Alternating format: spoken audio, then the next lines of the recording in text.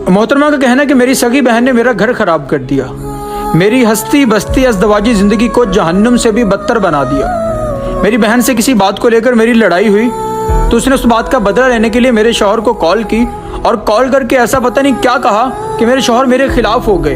बात बात पे मुझसे लड़ने लगे, झगड़ने लगे और मुझे बात बात पे ताने दिया करते और घर वालों को भी गालियां देते, बुरा भला कहते।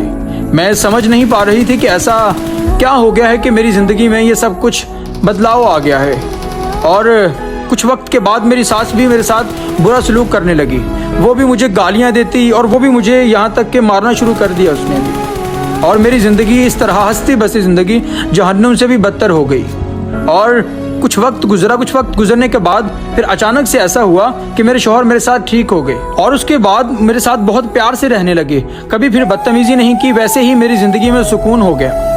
और एक दिन अचानक से कहने लगे कि मुझे पता है कि अम्मी तुम्हें बहुत तंग करती हैं, बहुत बुरा भला कहती हैं, सो हम यहाँ से बहुत दूर चले जाएंगे और अपना अलग से घर बसाएंगे और हम वहाँ पे खुश रहेंगे। और मैं जैसे कि वो सब कुछ दुख भूल गई कि अब शायद ज़िंदगी में सुकून वापस आ जाएगा। और एक दिन मुझे कहने लगे कि वो जो तुम्हारा फ़लाँ प्लाट है वो तुम अम्मी के नाम कर दो ताकि अम्मी हमें पैसे दे और हम अपना घर बना लें।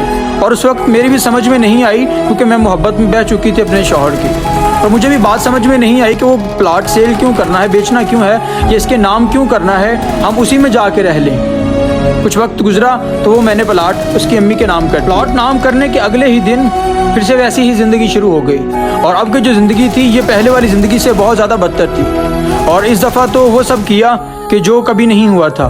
मेरे शौहर ने मेरा हाथ पकड़ा और मुझे अब्बू के घर छोड़ आए और दोबारा लेने के लिए वापस कभी नहीं गए। तो कुछ वक्त गुजरा तो अब्बू मुझे वापस ससुराल छोड़ने गए, तो जो कि अब्बू को मैंने कभी कोई बात नहीं बताई थी, तो वहाँ जाकर अब्बू को पता चला कि मैं किस हाल में रहती रही हूँ और मेरे साथ क्या क्या सलूक होता रहा है। तो अब्बू ने मुझे वैसे ही वापस लिया और घर लेके वापस चले गए।